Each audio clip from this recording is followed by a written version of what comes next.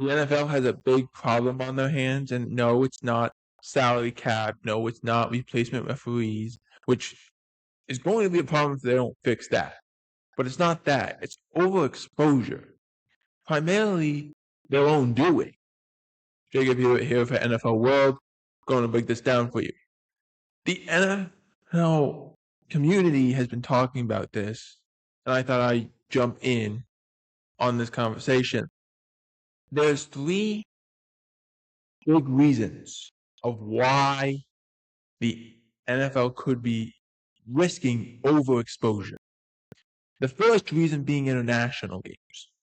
They are planning to do non-national games that are in Munich, London, Australia, Brazil, Mexico City. They're all over the place. And it's not a bad thing to do international games. I think it helps the game. But they're growing the game too fast. They started doing these international games about 15 years ago. Almost 20 years ago. The problem is they're going so much at one time and they haven't figured out the travel plans. They haven't figured out anything like that. So these are long out flights. These teams are flying from all over the place. Arizona has to fly far away. Rams, Chargers. Every team on the West Coast has to fly almost double the amount of the East Coast. That's a problem.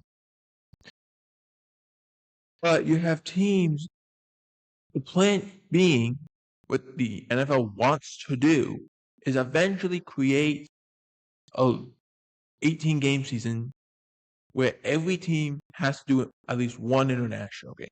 That's a problem. That's a very big problem, but there's a far worse problem. The problem being the NFL wants to create a division in Europe, which doesn't work because you have to have teams fly over there. It becomes a whole issue. These flights take forever because of that. They were trying to make these charter planes that would go faster, but that would get you there in a quicker period of time, but they were crashing. They tried that in like the early 2010s. It didn't work. It just didn't work. But the issue isn't just that. International games, because those are issued as, but it's not the only problem. There's another problem, which is having games throughout the week. This is how the NFL wants to become more like the NBA, the NHL, the MLB. They want to have games during the course of the week. As it sits right now, the NFL is planning to do a game or start the season on a Wednesday. And that's going to be a game, an international game, I should say. That's going to be how they're starting, an international game. So you think, okay, they're going to take Thursday off. No. They're still going to have the Thursday night game the next day. It just won't be the start of the season. The NFL kind of accidentally backed into this idea during the COVID pandemic when they had to move games around. There was a game on Monday, now there was a game on Wednesday, now there was a game on Friday, now there was a game on Tuesday. And these games are getting moved around because of COVID, obviously. Since then, the NFL has gotten this attraction to that. And I'm starting to do games on Christmas Day, not just Christmas Eve, Christmas Day also. And I understand that if that was a Saturday-Sunday combo. But it's not. It could be a Tuesday and Wednesday. It's a Thursday and Friday. It's all over the place. And think about it. You already do a game on Sunday. You already do a game on Monday. You already do a game on Thursday. At the end of the year, you do a game on Saturday. So you already do that. Tuesday, Wednesday, and Friday are the only days that you don't do currently. And you've been practicing with Christmas Eve and Christmas Day games, which was the NBA's territory, I should say. That's a problem because it's going to mess up the average viewer who the Monday games were designed to, as an extended weekend, we want to put a game on. Okay. And you had Gifford, Cosell, and Meredith to start that. That worked, obviously. Then you had Sundays of course, like that has always been the main staple. Then you start doing these Thursday games, which have been terrible because these teams don't practice a normal week. They don't get their proper rest days. Where on like a normal week, if they play on a Sunday and then the following week they play on a Sunday, they practice Wednesday, Thursday, and Friday. Monday and Tuesday are more recovery days. But on a Thursday game, you play a game on a Sunday, then you're practicing Monday through Wednesday and walk through stuff, but you don't have time to recover your body. These players have to be in the building and then fly or go wherever they have to go to and play on a Thursday game, which is the reason these games are so terrible. Because they can't do anything. Coaches can't prepare properly, players can't heal up properly. It causes massive issues. But the NFL wants to do them. If they are trying to stick with this model of we're going to do a game on a Wednesday, we're going to start the season off that way, and then we're going to eventually make it so we have a game every single day of the week, it's going to set up a bad product. It really is. Because it's not just going to affect that team, it's going to affect and that week, it's going to affect the following week. Where they're going to have too much time and they're not going to have enough time. That's the issue. That's the main problem. Because during the COVID year, they had asked teams like, okay, if you played on a Thursday, you cannot play the following Sunday. It doesn't work. We need you to have the week. The NFL, if they want to do a game on a Tuesday, you can't ask them to play on a Sunday. It doesn't work. You can't ask a team to play on a Thursday and then say, okay, play on a Tuesday. It doesn't work. It just does not work properly. You're going to have bad football, which is not what the NFL should be doing. And then you have a third issue, is the streaming services. They're putting every game on a streaming service. I'm not counting Sunday Ticket for this part. What I'm talking about is putting a game on Netflix, putting a game on Amazon Prime, putting a game on Peacock, which is NBC's streaming service. By doing that, it causes such a problem for the older consumer.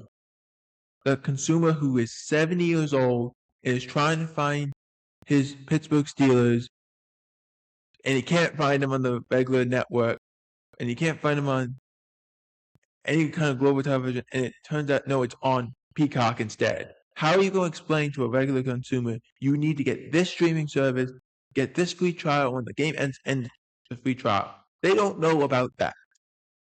It's really bad. And then you're making them pay for the whole streaming service for the year.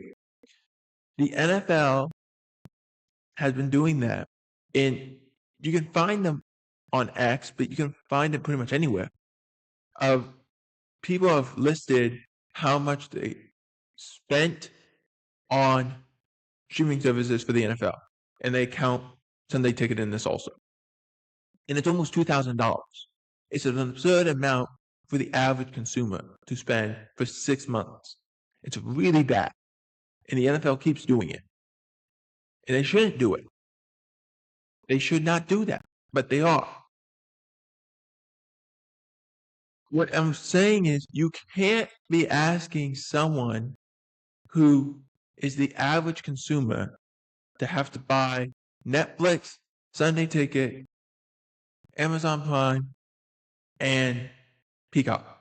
Or you can't ask them to only have to pay for Peacock, Amazon Prime, and Netflix. You can't do that. You put it on one spot. Oh, ESPN Plus also, because they've been doing that.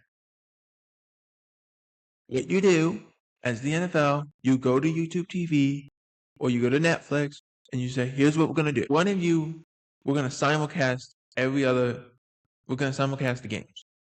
What we're going to do, I'm going to use YouTube TV as an example here. You go to YouTube TV and you say, we're going to simulcast the games. We are going to go, and the games that are on Netflix will also be on YouTube TV. The games that are on Amazon Prime will also be on YouTube TV. The games on Peacock will also be on YouTube TV. And I know we signed them with exclusive deals. I get that. But we can't get the average consumer. We can't force the average consumer to have to buy everything. It's just not fair to them. And that's the reason the NFL's in court right now. Is because with the price of Sunday Ticket, with the price of YouTube TV, with the price of all these things, all these streaming services, it breaks the antitrust laws. That's the reason the NFL has been in court since March 8th. That's the reason. For the last year and a half. But they went back on March 8th. That's the reason. They keep doing this.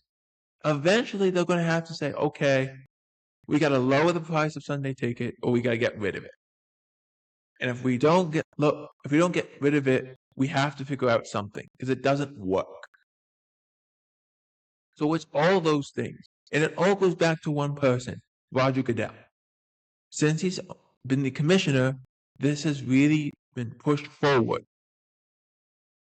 The best way I can describe it is this. The two best commissioners of the time, or now they're both deceased, but at the time they were Paul Tagliabue and Pete Rozelle.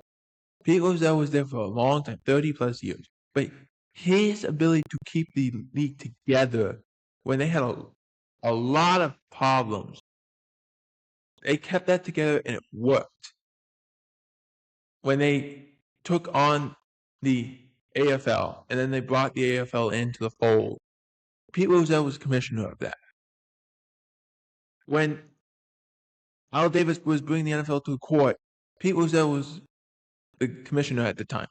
Paul Tagliabue brought it together after Rozelle was gone. And he kept that together. He brought them through some hard times too. They both deserve their own video.